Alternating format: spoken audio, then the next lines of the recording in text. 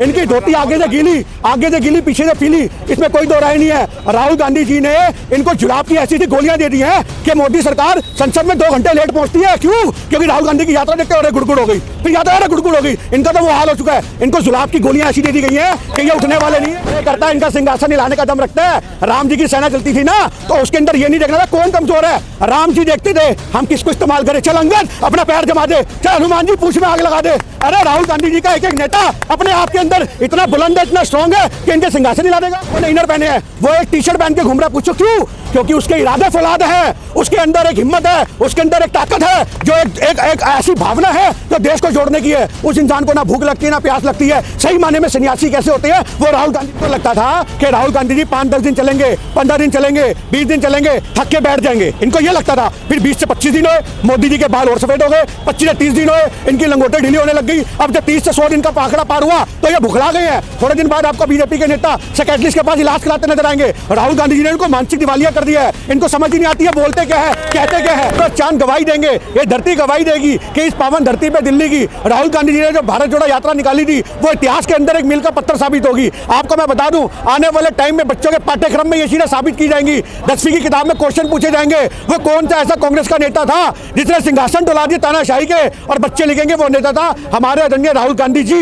ये है राहुल गांधी जी की ताकत, जो हजारों की तादाद में आपको लोग देखने को मिल रहे हैं। आप हजारों की बात मैं कह रहा हूं, टुकड़े में बटे लोग लाखों की तादाद में आपको देखने को मिल रहे हैं। ये भारत जोड़ो यात्रा इतिहास के अंदर मील का पत्थर साबित होने वाली है, इसमें कोई दो राय नहीं है। ये महंगाई के खिलाफ एक ललकार है, ये बेरोजगारी के खिलाफ एक ललकार है, ये तानाशाही के खिलाफ एक ललकार है, ये बढ़ते बलात्कारों के खिलाफ एक ललकार है, ये सरकार की मनमानी के खिलाफ एक ललकार है। बीजेपी कह रही है कोरोना फैल रहा है, कोरोना इनकी जो इतनी यात्राएं चलती है जब नहीं फैलता। अभी मोदी जी यहाँ पे आ जाए, 50,000 आदमी भाड़े के लेकर के आएंगे, समझो, तब कोरोना नहीं फैलता। ये तो भारत जोड़ो यात्रा अपने आप में एक ऐतिहासिक बन रही है, तो इनको कोरोना का डर सता रहा है। इनको लगता था कि राहुल गांधी जी 5-10 दिन चलेंगे, 15 दिन चलेंगे, 20 दिन चलेंगे, थक के बैठ जाएंगे। इनको ये लगता था। फिर 20 से 25 दिन हुए, मोदी जी के बाल और सफेद हो गए। 25 से 30 दिन हुए, इनकी लंगोटे ढीली होने लग गई। अब जब 30 से 100 दिन का पाखड़ा पार हुआ तो ये भुखला गए हैं। थोड़े दिन बाद आपको बीजेपी के नेता साइकियाट्रिस्ट के पास इलाज कराते नजर आएंगे। राहुल गांधी जी ने इनको मानसिक दिवालिया कर दिया है। इनको समझ ही नहीं आती है बोलते क्या है, कहते क्या है। ये यात्रा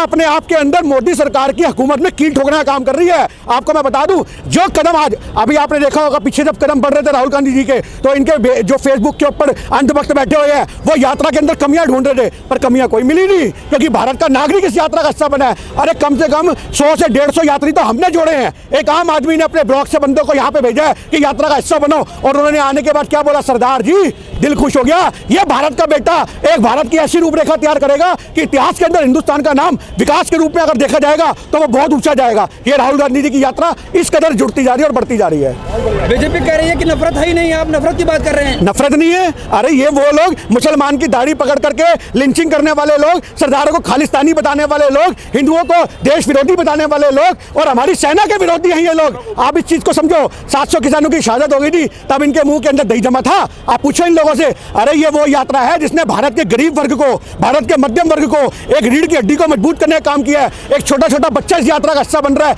एक 90 साल के वृद्ध इस यात्रा में चल रहे हैं, बहनें चल रही हैं, माएँ चल रही हैं। और क्या चाहिए मोदी जी आपको? यही तो भारत है, यही तो हिंदुस्तान है कि मुसलमान भी खड़ा है यहाँ पर के, सरदार भी खड़ा है यहाँ पर के, और ये हिंदू भी खड़ा है।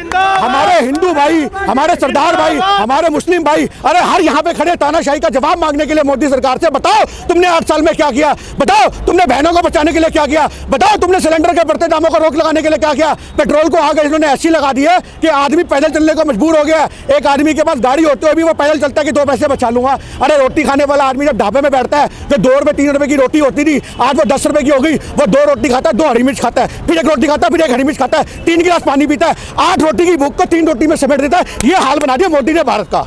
कांग्रेस पार्टी क्या लगता है, बीजेपी डर गई, सिंहासन हिल गया है? सिंहासन हिल गया, 1 लाख तो कट गई है सिंहासन की। इस समय मोदी जी की बैसाखियों की जरूरत पड़ रही है, और वो बैसाखियां मीडिया है। जिस दिन मीडिया ने, आप याद रखो, मोदी जी का साथ छोड़ दिया, औंधे मुंह गिरेगी मोदी सरकार, औंधे मुंह। और इस कदर गिरेगी कि जिस जगह गिरेगी उधर मोदी सरकार का जो ताबूत है उसका पूरा नक्शा बना नजर आ जाएगा। ये हाल होने वाला है। इनकी धोती आगे से गीली पीछे से पीली, इसमें कोई दो राय नहीं है। राहुल गांधी जी ने इनको जुलाब की ऐसी गोलियां दे दी हैं कि मोदी सरकार संसद में 2 घंटे लेट पहुंचती है। क्यों? क्योंकि राहुल गांधी की यात्रा देखते हो गुड़गुड़ हो गई, फिर यात्रा अरे गुड़गुड़ हो गई। इनका तो वो हाल हो चुका है, इनको जुलाब की गोलियां ऐसी दे दी गई हैं कि ये उठने वाले नहीं है।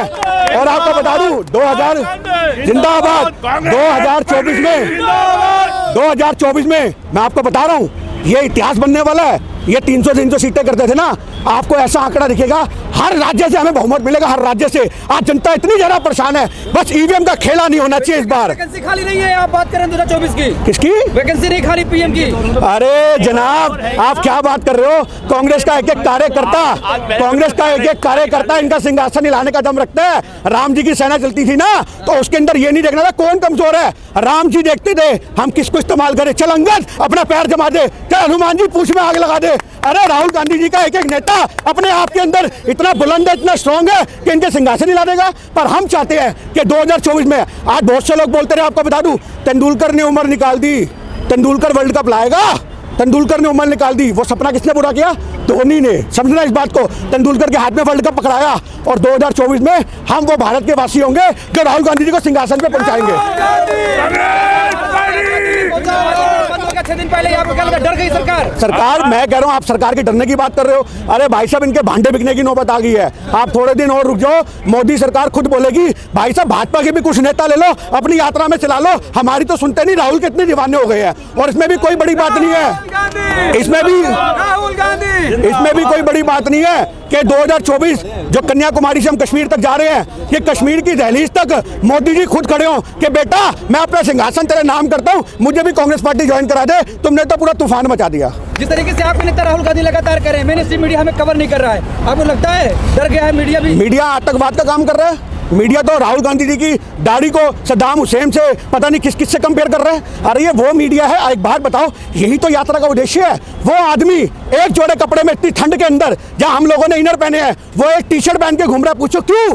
क्योंकि उसके इरादे फौलाद है, उसके अंदर एक हिम्मत है, उसके अंदर एक ताकत है, जो एक ऐसी भावना है जो देश को जोड़ने की है। उस इंसान को ना भूख लगती है ना प्यास लगती है। सही माने में सन्यासी कैसे होते हैं, वो राहुल गांधी जी से सीखो कि एक सन्यासी हमारे देश का नेतृत्व कर रहा है, और वो सन्यासी आज इनके भगवा ओढ़ करके सिंहासन नहीं लाता। आप समझना, आतंकवाद नहीं बढ़ाता, वो हरे को भी उतना ही सम्मान देता है जितना वो भगवे को देता है। ये हमारे प्रिय नेता राहुल गांधी जी, जिनकी जबान से सिर्फ सच्चाई निकलती, सिर्फ सच्चाई। आप कह रहे सिंहासन हिल गया है, बीजेपी कह रही है चीन कांप रहा है, पाकिस्तान कांप रहा है। अरे भाई साहब हमारे सैनिकों को इतना कमजोर कर दिया इन लोगों ने। आप समझो जो इंदिरा गांधी जी के नेतृत्व में, आप समझो इस बात को, लाल बहादुर शास्त्री के नेतृत्व में लाहौर में तिरंगा झंडा फहराया था, वो हमारी जमीनों पे कब्जे करके अपने चीन के झंडे फहरा रहे हैं। ये इनका नेतृत्व है। पर हमारे देश के जो आज आपको बता दूं सिक्योरिटी है, बीएसएफ है, उनकी इतनी ताकत है, हाथ में लठ लेके भी ना चीनियों के हलक में गाड़ दिए। ये भारतीय सेना का नेतृत्व है। और भारतीय सेना इतना कमजोर कर देगी चीनियों को, लठ से बांध बांध के मारेगी। ये हाल होने वाला है। बहस नहीं कर रहे, संसद में बहस नहीं कर रहे। राजीव गांधी फाउंडेशन को पैसा मिला हुआ, कांग्रेस से मिले हुए हैं। एक बात सुनिए मेरी जान, आज इन्हें पता नहीं कहां से कितना पैसा मिला, उनका हिसाब कौन देगा? कोरोना में तुम लोगों के घर से 10-10 रुपए भीख की तरह मांगते रह गए। आप समझो तुमने क्या करा? लोगों को अस्पताल के अंदर मरने के लिए छोड़ दिया, अस्पताल के गेट पे मरने के लिए छोड़ दिया। उसके बाद जो उनकी लाशें थी उनको शमशान में टोकन बंटवा दिए। अरे भाई लोगों, किसी ने ऐसा नेतृत्व देखा है आज तक कि शमशान घाट के अंदर भी टोकन बट रही हो, लाइनें लग रही हो, लोग खड़े हैं, दुखी हैं? ये आप समझो। अरे भूख से लोगों का वो हाल हो चुका है कि आदमी के पेट में जिम जाने की जरूरत नहीं है, वो हाथ ऊपर करते ना, भुखमरी के कट दिखते, भुखमरी के कट। ये हिंदुस्तान की